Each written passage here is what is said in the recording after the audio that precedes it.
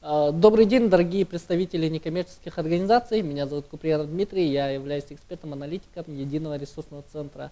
Для нас, для нашей команды, это достаточно новый и интересный формат в виде составления новых записей, именно не вебинаров, а именно записей. Поэтому прошу всех понять и не судить строго. Сегодня мы хотели бы с вами поговорить на достаточно интересную и необходимую тему. Это как основные ошибки при подготовке заявки на конкурс. Не секрет, что мы, как команда Единого ресурсного центра, были администраторами конкурса грантов главы Илдырхана нашей республики. Мы просмотрели свыше 250 заявок, и очень многие проекты были интересными, достаточно основательными и очень хорошо прописанными.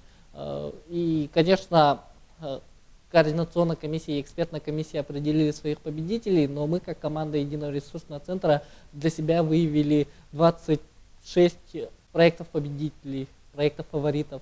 Вот. Но это не значит, что кто-то из вас хороший или кто-то плохой. Все ваши заявки были достаточно интересные. Это значит только то, что надо немного доработать, набраться сил и подать ваш проект на куда больше и высокий уровень. Возможно, если вы не прошли здесь, то, скорее всего, у вас получится это сделать на конкурсе фонда президентских грантов или же иных конкурсах федерального уровня. Для начала, конечно, стоит обратить внимание на то, правильно ли вы выбрали свое направление. От выбранного направления, от вашего проекта зависит очень многое. Возможно, может случиться такое, что ваш проект был в принципе хорош, очень хорошо расписан, но, к сожалению, оно просто не подходило под направление. Поэтому, когда вы садитесь готовить проект под какой-то конкурс, обязательно прочтите всю его документацию, положение, направление, методические рекомендации, потому что там всегда подробно все четко расписывается и объясняется, какие проекты там могут участвовать, какие нет, и какие темы достаточно интересно было бы рассмотреть именно или подать в таком направлении. Очень часто также совершают ошибки в пунктах краткое описание проекта и описание проекта вообще. Начнем, наверное, по пунктам с краткого описания. То есть зачастую мы видим случаи, когда вместо хорошо прописанного, обоснованного текста пытаются все это объять необъятно в одном или в двух предложениях. Это, к сожалению, не совсем правильно, и лучше в кратком описании написать конкретные проблемы и конкретные решения этой проблемы, и уже основное внимание заострить на основной проблеме, в основном пункте описания проекта. В описании проекта же мы часто видели такие ситуации, когда люди расписывают достаточно много и очень хорошо согласованного текста, но, к сожалению, оно не всегда оказывается именно нужным. Мы, как команда Единого ресурсного центра, рекомендуем добавлять туда как минимум пункты исследования проекта. То есть, если вы исследовали ваш вопрос, если вы рассматривали ошибки ваших предшественников, деятельность администрации и руководства, и совершив какой-то определенный анализ, опросив население, необходимую целевую аудиторию и выявив определенные проблемы, актуализировав этот вопрос и определив необходимость этих самых вопросов в настоящее время, то тогда это добавит вам дополнительные баллы, потому что вы именно подошли к вопросу основательно. Финансы, бюджет не выдается абы как или кому-то просто так, потому что вы сказали, что это является проблемой. И любые деньги всегда надо доказывать. Необходимость любых денег всегда надо доказывать. Одним из также следующих проблем бывает определение географии проекта. То есть зачастую для того, чтобы проект казался хорошим или же достаточно мощным, пишут и охватывают очень много территорий. Допустим, организация находится в Якутске и пишут, что напишут проект, который охватит всю республику. Это, в принципе, круто. Ваш проект, может быть, действительно это и делает, но всегда надо учитывать несколько моментов, когда вы это пишете. Во-первых, это устав организации. Может ли ваша организация действовать за территорией города Якутска, в частности, как в этом вот примере. И могут ли ваши силы охватить такой объем, как республика. Вот. Также отвечает ли бюджет, запрашиваемый вами на такую вот географию, и отвечает ли команда проекта для охвата, собственно, такой территории. Поэтому всегда пишите конкретно, потому что конкретика в таких случаях иногда играет куда больше роль, чем просто написать о широком охвате. Вот. Одним из также следующих достаточно важных пунктов являются и сроки проекта. То есть даже если вы напишете короткий срок и достаточно большие результаты, вам, скорее всего, не поверят. То же самое касается, если вы напишете слишком долгий проект. В фонде президентских грантов максимальный срок это 1,5 года, а дальше уже идет большие планы, которые касаются непосредственно правительства или же администрации вашего региона. И лучше всегда держаться в периоде от полугода до 1,5 лет, и никак не более, но и никак не меньше. Но все-таки это зависит больше от вашего проекта. У нас, у команды Единого ресурсного центра всегда была такая фраза: мысли глобально, действуй локально.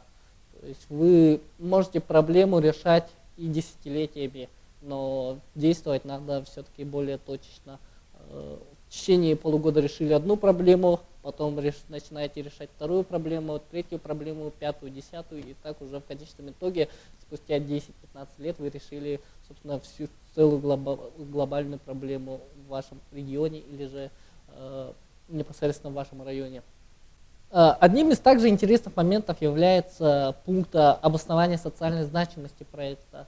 Зачастую мы видим такие ситуации, когда люди описывают просто идею, не определяясь в суть своей проблемы, или же они пишут о том, что это даст, к чему это приведет и как все будет хорошо, не вдаваясь именно в том, насколько это важно, именно насколько важен, собственно, сам проект. Поэтому мы рекомендуем обязательно четко выделять свои проблемы, четко давать понять, что будет и что есть, и что именно из этого хочется сделать, определить, что уже сделано другими, что вы собираетесь непосредственно сделать и как это все, какие именно плоды это даст.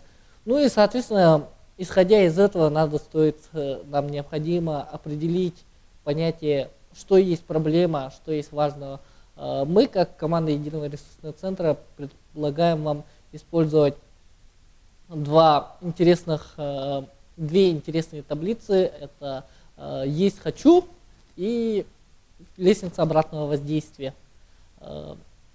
Они хороши тем, что, например, вот как раз таблица «Есть хочу», она четко дает вам понять основу вашей проблемы, а лестница обратного воздействия именно как все это взаимосвязано. Давайте рассмотрим «Есть хочу» на примере детских площадок. То есть, допустим, вы загорелись идеей построить детскую площадку. Есть такая проблема, и она достаточно острая и необходимая. И вы пишете в своей проектной работе, что вот у нас нет детской площадки, дети не играют, и нам надо, чтобы в нашем районе появилась детская площадка. Или же, допустим, спортивный какой-нибудь там спортинвентарь, который вот как раз будет способствовать. Распишите, покажете, рассчитаете, все это будет очень классно, все это будет очень круто, но изначальная проблема так и останется нерешенной, потому что вот построите вы эту детскую площадку или же закупите вы определенный спортинвентарь, дети все равно не будут играть или же заниматься этим по той простой причине, что они просто не знают о том, что это такое, как там играть и же подобное. Не подумайте, что это именно такая вот глупость, что это все продумано, придумано в наших головах. И именно так все и есть, потому что, допустим, игра ну, имея детскую площадку, возможно, дети просто не хотят на ней играть, возможно, у них другие ориентиры, и вам надо определять, что необходимо целевой аудитории и в чем именно исконная проблема данной ситуации. Возможно, дети бы играли и без детских площадок, потому что есть достаточно много игр и развлечений, где детская площадка, собственно, и не необходима. Поэтому, возможно, все-таки корень проблемы лежит в том, как сделать так, чтобы дети играли, и как актуализировать вопрос того, что им нужно, чтобы они смогли играть на свежем воздухе. И потом уже после этого, когда вы уже добились определенных результатов, и дети начали играть на улице на свежем воздухе, уже поднять вопрос о том, а где им играть, и нам нужна детская площадка. Вот. Это как раз также и говорит о том, что надо действовать локально, но мысли все-таки глобально, и проблемы надо переходить постепенно. Лестница же обратного воздействия, она более подробно рассматривает вашу идею, вашу проблему и взаимосвязь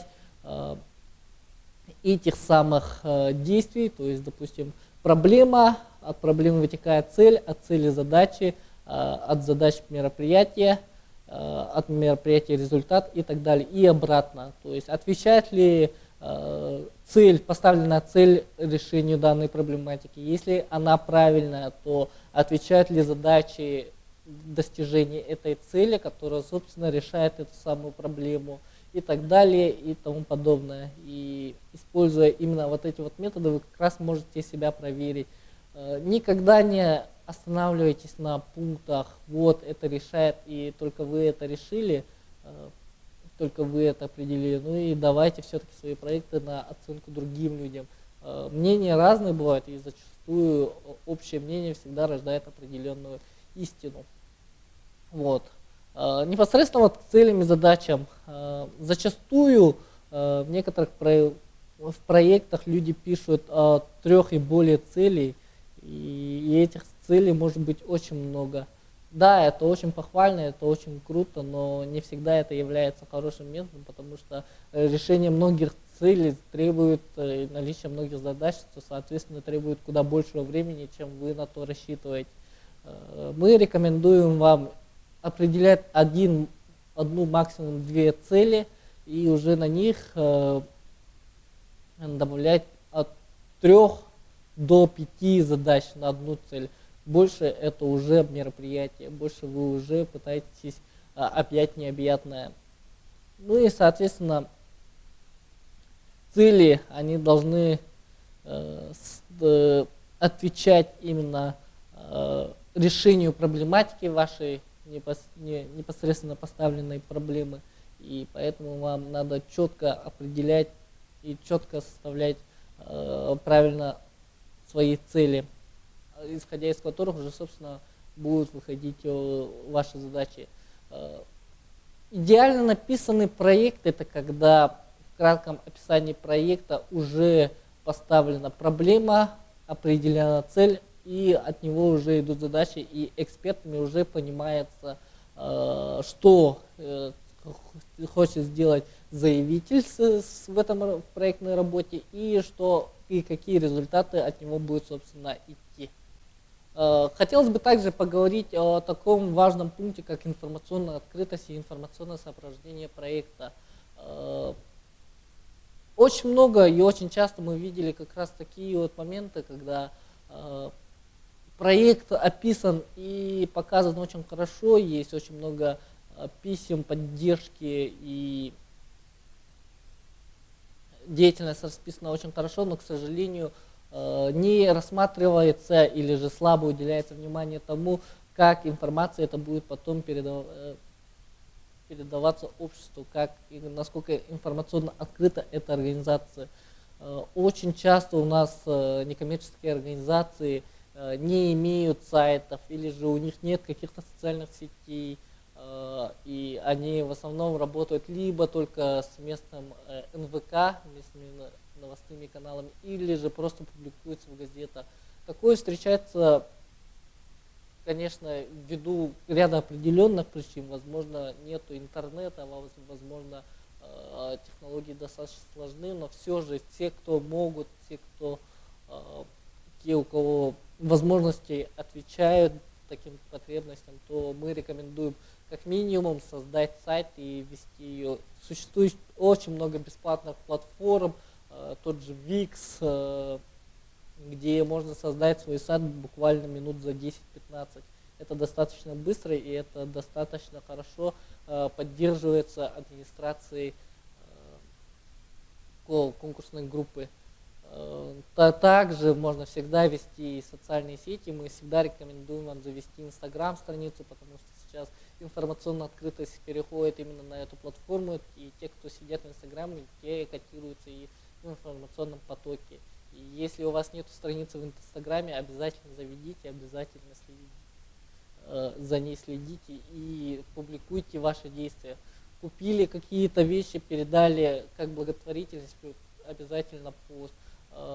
Шаги вашей деятельности по проекту тоже обязательно фотографируйте, публикуйте. Это вам поможет не только показать вашу информационную открытость, но и также, когда вы будете составлять аналитические отчеты или же статистические отчеты, вы сможете опираться на фотографии, на описание этих самых фотографий, и это поможет вам в ходе выполнения работ и покажет экспертам, который будет оценивать ваши проекты, о том, насколько вы ведете свою социальную работу и насколько вы открыты к своей деятельности.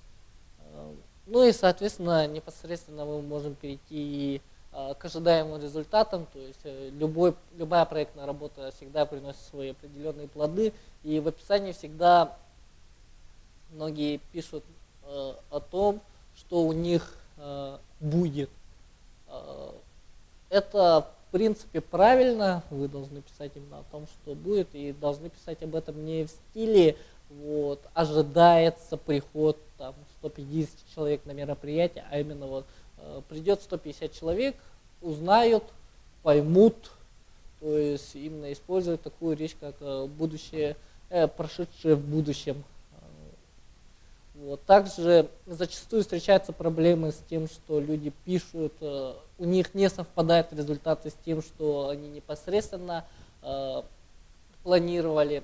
Они могут быть либо слишком завышены, либо наоборот слишком заниженными. Вот, поэтому надо достаточно конкретно по ожиданиям ставить определенные результаты. Не завышайте свои результаты, но и не занижайте. То есть от конкретных действий должны быть конкретные результаты. И всегда проверяйте свои результаты по лестнице обратного воздействия, чтобы вы не отходили от решения своей своей основной проблематики. Потом также стоит особое внимание уделить дальнейшему развитию проекта. Если у вас проект не одноразовый, а он рассчитан на комплексный подход, то, соответственно, вы должны конкретно расписать ваши дальнейшие действия. Ну и, конечно, стоит уделить особое внимание и пунктам руководитель проекта, команда проекта. То есть, если вы, например, подаетесь на конкурс вводно-президентских грантов, обязательно приглашайте людей через сайт созидатели.ру, это дает дополнительные баллы. Зарегистрироваться там тоже не стоит особого времени, там все достаточно быстро и все настолько автоматизировано, что практически сайт все делает за вас. Поэтому там вводятся определенные некоторые данные, и буквально за 10-15 минут вы можете создать свой профиль созидателя. Это и даст определенную информационную открытость, так же, как и вашего проекта и вашей организации. Ну и, соответственно, не стоит также забывать о таких пунктах, как организация-заявитель. Очень много заявок было отклонено в конкурсе гранты Илдархана именно потому, что были приложены не те документы. И на начальном этапе вам стоит на это обратить особое внимание, на необходимые документы, на то, как они выглядят и как их надо включать. То есть, например, на конкурсе грантов главы Илдархана четко было прописан определенный перечень и как они должны были быть оформлены. Были проведено несколько также вебинаров на эту тему, но, к сожалению, некоторые организации допустили на этом ошибку. Здесь мы можем рекомендовать вам только лишь внимательно прочитать все эти документы, основные положения, методические рекомендации, посмотреть все эти вебинары. Ну и, соответственно, если что, всегда можно пробить в поисковике, и он обязательно выдаст вам именно, как она выглядит, как она оформлена, что там написано и какие документы вам надо именно приложить. Вот. На этом мы, наверное, будем, собственно, завершать наш первый опыт в съемках такого вида роликов на определенные темы. Ждем от вас обратной связи, нужно или нет, какие, может быть, моменты, на которые нам стоит обратить внимание. Все-таки в данной ситуации учитесь не только вы, но и учимся вместе с вами и мы. Еще раз хотели бы пожелать вам не отчаиваться по поводу этого курса. Возможно, это маленькое поражение перед большой великой победой. Поэтому, если у вас остались какие-либо вопросы, вы всегда можете обратиться к нам. Наши эксперты всегда вам помогут и могут сопровождать ваши проекты перед большими конкурсами. Желаю вам всем удачи, до скорой встречи, пока.